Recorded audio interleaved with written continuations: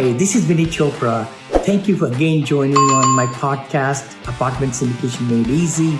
As you know, I wrote that book, which is a top seller in Amazon. Internationally also got a lot of acclaim, reviews and all. And this podcast is about syndication, about commercial investing. I like to bring great guests for you and dig into their story, their successes, and find out some nuggets from them so that you could really enjoy them and learn from them and then implement them.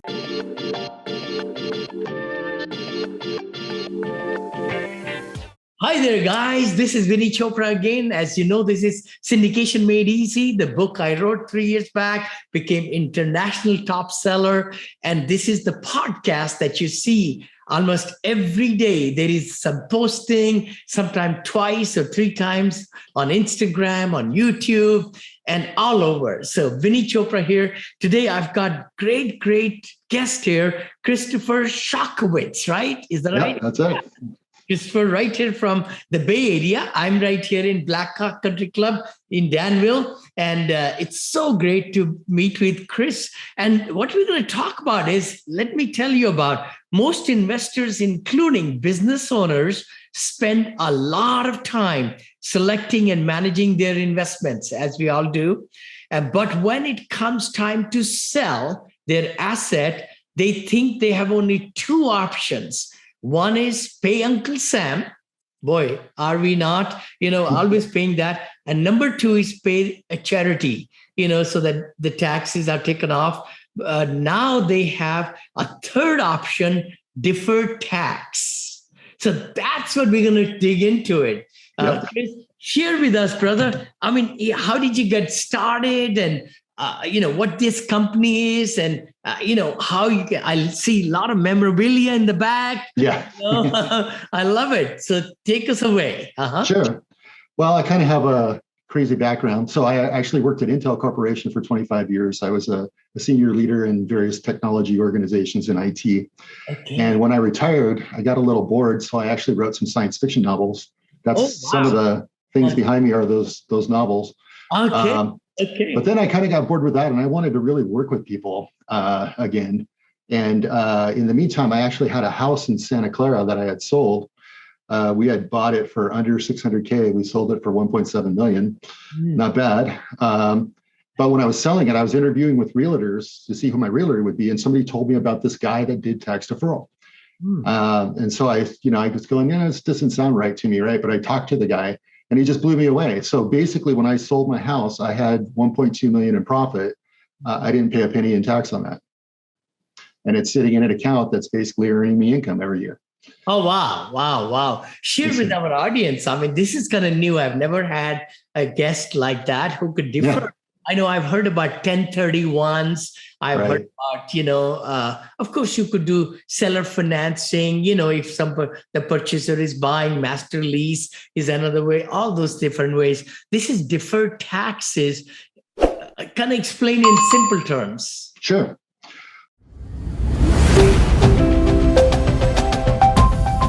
Hi, you are listening to Syndication Made Easy podcast. We will be right back after this short break. Hi, thank you so much. This is Vinney Chopra, and thank you for subscribing to my podcast and YouTube channel and Facebook pages and all the great things, and LinkedIn. Connect with me. I come live to you every Friday at 9:30 Pacific with Vinney and Bo Show. Please also look at that. And also the podcast, which is my Apartment Syndication Made Easy. The book I wrote a couple of years back became international top seller on Amazon International now. And then we like to bring great guests for you every week or twice a week sometime to give you a lot of great knowledge. So please subscribe. You give us 5-star reviews on the iTunes. The better the guests we can bring, and our ranking will go higher also.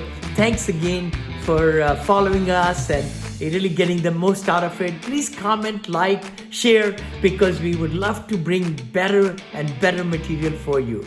Sure. Well, just one other thing is that I ended up talking with this person more, and we ended up joining forces, and I joined his company. Apologies. No problem. Yeah.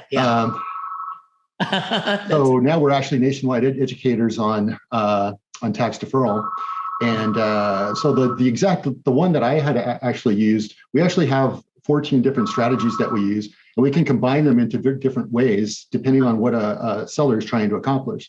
So if they're selling, a business, we might do it differently than if they're selling a primary residence or selling an investment property. Mm-hmm. And each one of those has different options that are available to it, right? So in my case, my primary residence I used to live in, I had moved out of it and then rented it out. So it became an investment property. Yeah. I actually did a 1031 exchange. Nice. And then we couldn't find something we wanted to buy. So then we flipped the 1031 exchange into what we call a deferred sales trust. Deferred sales trust. Right.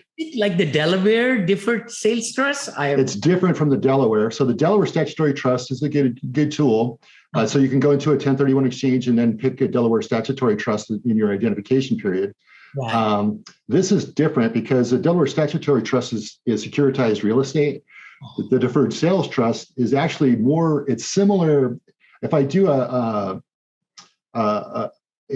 simple overview of something similar, and then I'll talk about how this is different. Sure. But you talked about owner financing. Well, in an owner financing situation, if the owner is selling to the buyer and the buyer is saying, I don't have the cash, but I want to buy the property, I'll give you a note. Mm-hmm. So the seller can basically take a note and they won't pay any tax except for the income on the note. Yep. Well, what we do is very similar to that with this trust, but the difference is this trust is not a grantor trust. And there's a trustee that cannot be you, cannot be your relatives, cannot be an employee, who basically manages the trust. So the seller sells to the trustee, and in escrow, the trustee sells to the buyer. The buyer brings their own cash, their own financing. That basically drops into a custodial account. Uh-huh. And then someone like me, who's a fiduciary, can basically manage that money for you and build an income that you can then draw off of the trust. So if you, for example, my particular trust, I have basically a note on the trust at 7%, but I only withdraw right now. I'm only withdrawing like 2 or 3% because I just don't really need the money. But I can basically draw that 7% every year, or I can draw less than that. The idea is there's investments in the trust that essentially create enough income to be able to pay for that draw each year. Now, the other beauty of this trust, which I've done, is you can take up to 70% of that money if you have more than $1 million, and you can reinvest it in real estate. So if you were in, let's say, 2006, and you said, you know what, the market's high, I want to sell, but man, I really don't want to pay the taxes. But if I could have sold and I could have put the money someplace where I didn't pay the taxes, and then I came back in 2010 and bought real estate, where would you be right now? You'd be in pretty nice shape, right? Sure. Now, this is what we call a vulture fund strategy. The idea is that you can take any property, or actually any capital gain, you can defer the taxes on that capital gain, put it into the trust, and then come back later, and you can basically form an LLC to go invest in real estate, or invest in a business, or invest in almost anything that you can invest in as a human being. I see. So are you like the trust? You formed the trust then? I'm trying to picture it. Now, there is a seller and a buyer, right? Yeah. So the buyer is giving and maybe getting a refinancing done, right, on the loan, right? Is there a loan involved or no? No loan. Okay. So basically, it's a case where I'm selling my property and I want to sell it to a buyer, but I don't want to pay the tax. And I don't want to take a note back from a buyer because they hold all the cards, right? And I might have to foreclose on them if they don't know what they're doing, whatever. Yep. So instead, basically, the buyer buys from the trustee, the seller sells to the trustee. The trustee, let's say it's $1 million property. The trustee bought it from the seller for $1 million. They sold it to the buyer for $1 million. Does the trustee pay tax? No, because they bought it for $1 million and sold it for $1 million. It's a wash transaction, right? That cash now sits in a custodial account, and the seller gets a note back from the trustee that says, in 10 years, I will basically give you back your original principal plus any other money that's been earned against this trust that hasn't been used, and I'll give you X% note payments each year. And now, let's say 2 years down the road, you decide, hey, I found this property I want to buy. Well, I can go back to the trustee and say, trustee, I want to enter into a purchase agreement where the trust is going to invest with me into buying this business, let's say. And I can take up to 70% of the money out of the trust and use it to go buy that business and still pay no taxes. I'll be down. I'll be down. So what's the like maintenance fee or origination fee? I'm just trying to see to this. So there's only two costs, right? There's the original cost of setting up the trust, which basically it's between 1.25% and 1.5%, which is the attorney fee, amount, which is very reasonable. And then the only other fee is the trustee fee, which is usually about 0.5%. Oh, 0.5%. So per year. About 1.25, 1.5.